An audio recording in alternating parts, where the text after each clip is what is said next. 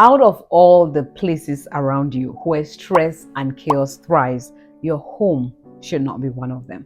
Home should be where you come back to rest, relax, refill, rebuild, and get empowered to go out there and make a difference in the world. Society may say, oh, forget about the home, go out there and chase your dreams. But the truth is that the chaos in your home, if not dealt with, will eventually show up in that business, that ministry. It will show up at work, in your bank account. It will affect your spiritual life and your physical body as well. And when I talk about chaos, I'm not only referring to physical clutter, which is one of the things we'll be addressing in this video, but I'm equally talking about the mental and emotional clutter that is going on in your home and your life as well. I'm married and a mom with 3 young ones, and so I've experienced both chaotic and peaceful seasons in my life and home as well. And over time, we've mastered a few things that is helping us to maintain peace and calm in our home, even when life happens. And so let me share with you 7 simple ways to make your home a more calm, peaceful, and nourishing place to be. By the way, if you're new here, hi, my name is Chantal. Here I share content that empowers you to take action, gain momentum, and fully bloom in your divine purpose without compromising your principles, values, and without the crazy burnout that the world is trying to normalize. So please consider subscribing to the channel and be a part of this purpose-driven community. Work from the inside out. Understand that peace starts from within. Sometimes we think that the more we can control our environment and the behavior of those around us, the more peace and calm we'll experience, and that's not true. There are people who can hire others to clean, cook, organize, put their kids on a routine, yet these beautiful looking homes lack peace and calm because they're only working on the outside and not the inside. The peace and calm in a home is often a reflection of the peace and calm in the lives of the individuals living in it. Are you fully aware of what the individuals in your home are experiencing internally? Or are you all just waking up, going out, coming back, eating and sleeping? Sometimes the chaos in our home is just an overflow of the chaos that is already happening within us. When we are not sound within, then the harsh words and actions begin to come out. You are too tired to be fully present for one another, too depressed to keep the home clean and organized. I've always been the organizer. My husband and I pretty much have always worked together, but it's not until we became very intentional about what was happening within us, very intentional about our personal growth and development, especially our spiritual growth, that things went up another level. It was a shift in the atmosphere of our home, working together towards a common goal, not a struggle. And it is a beautiful place to be, and it is possible. Yes, it's a lot of work because it involves a lot of internal pruning and discipline, but we have come to realize that true peace comes from above, because God gives peace that the world cannot give. The world's kind of peace comes when the bank account is overflowing with money, when your spouse is behaving exactly how you want them to, the children behaving how you want them to, the house is clean and organized. But the kind of peace we are aiming for is the peace that starts from within. The peace that will be there even when life happens, because the storms of life will come. Now, am I saying that we should completely ignore the chaos around us and not address it? No. The point here is that when we tackle life's challenges from a place of inner peace, it's a lot easier. Which brings us to our next tip: set a routine for your family. Now we're getting to the more practical side of things.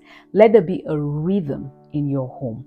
And please do not come up with this picture perfect routine.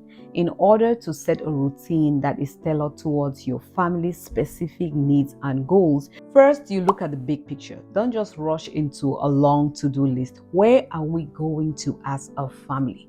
Who are the members in this family? In what season are they right now?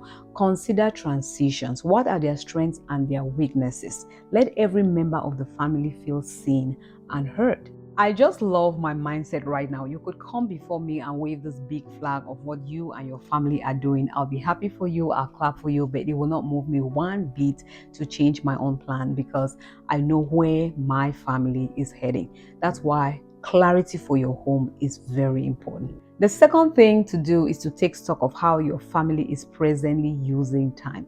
Is it in cleaning, organizing, traveling, visiting, partying, work, education, sleep? What is taking most of your family time? And does it align with your priorities and your vision for this year? Now, all these things are good and important, but some have to be a priority depending on your goals for this year. Sometimes we have to temporarily say no to the good in order to say yes to the great.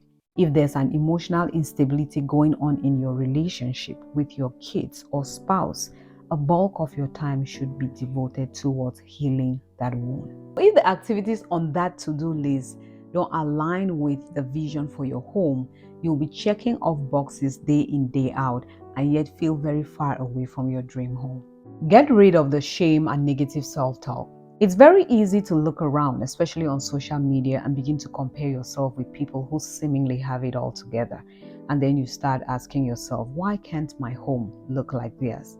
And before you know it, self-blame and shame steps in. Remember that no two lives can be the same. We don't all share the same dreams, goals, values, and priorities. And also remember that you were not born an expert homemaker. You're learning things as you go along. If you feel that the chaos in your home is because of something you're doing or not doing, it's okay to feel the regret. The psychologist Dr. Bill Crawford says, regret acknowledges that you made a mistake, shame says that you are a mistake, and guilt is what others use to make you feel ashamed. So feel the regret a little and take action, because godly sorrow brings about repentance. But do not allow shame to put labels on you, and definitely do not allow anyone to make you walk around in shame. We all experience seasons of successes and failures, happiness and sadness, plenty and lack. So please show yourself grace. When last did you extend the same grace that you show everybody else to yourself? Next, declutter your mental, physical, and digital space. You may say, I'm too busy, I don't have time, but that clutter will cost you more time than you are trying to preserve. Another excuse I often hear is that I don't have the space. When I relocate to a bigger space and a cleaner place, then I'll be more organized. You are just going to transfer that disorganization to the newer place. In fact, the bigger place will just create more room for the clutter. So cultivate the habit of decluttering, cleaning, and organizing. And please, when you're decluttering, start with the areas that affect the functionality of the home the most. Don't go start in the attic when you don't even have the time. Start with areas like the kitchen, the bathroom, the closet. These are the areas that when they are not organized, they affect our daily activities and can really bring in chaos into the home. Now, if you guys are interested in a video on personal or family routine, a video on decluttering, please do let me know in the comment section below and I'll consider doing that. This one, very important. Set boundaries around your time.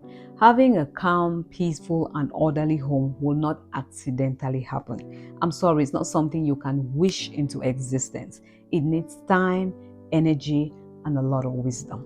If right now you're already working at a deficit when it comes to time and energy, then you have to conserve that little time and energy you have until you can regain the energy, until you can have a good mastery of your time. Time can only be used or misused, so don't allow people to misuse your time. You too, don't be everywhere doing everything that you see others doing. They may have the time, energy, and money to do it that you don't have. Or maybe they don't even have that time, energy, and money, but they probably don't have any vision for their lives or for their family. So set healthy boundaries. I do not say build up walls and lock yourself in it, because boundaries set from a place of bitterness, anger, and resentment can easily slide into the lane of self-centeredness. But you definitely want to protect your family's time and energy so that you can keep showing up every day to do what is necessary to put your house back in order. Do you believe you can have a calm, peaceful, and normal functioning home? You see, some people, when they see a happy couple or a happy home, they go, oh please, that's all fake.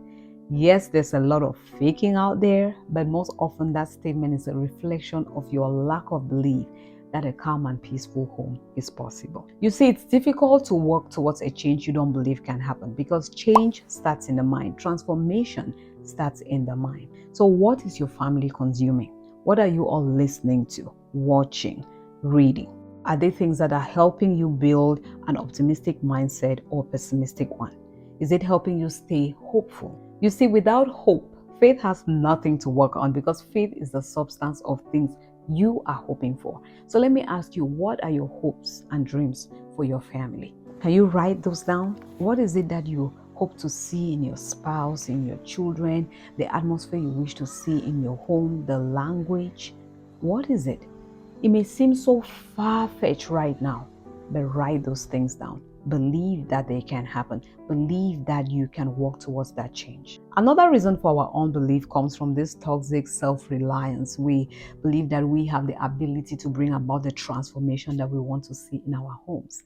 Yes, we can do the cleaning, the organizing, the planning, the routines, but unless the Lord builds a house, we labor in vain. That's why all of these things, we have to be doing them with divine wisdom. If there's anything you're going to ask of God today, is, Father, give me wisdom to build a godly home. And finally, reflect, review, and reset. It's important that every now and then you sit back again and ask yourself as a family, are we still on the right path? Our activities still aligning with where we want to go? Because let me tell you, interruptions will come. Things will happen that will knock us off our plan, knock us off our schedules, our routine. Just because you fell off the wagon doesn't mean that you should just watch it go. You can run back, catch up, and keep going. February was that month that there were just too many hiccups in my plan because of, I fell sick and then my kids fell sick. But I could sit there and whine and complain and say, poor me, I just got up, jump back on that wagon, and here we go. Let's aim for progress and not perfection. And again, like I said, this requires a lot of divine wisdom. Now, please do let me know which of these 7 tips resonated with you. Which ones are you practicing in your home, and which ones do you think you're going to pick up and start doing in your home after watching this video? I pray that you find the strength and wisdom to maintain a peaceful and nourishing home.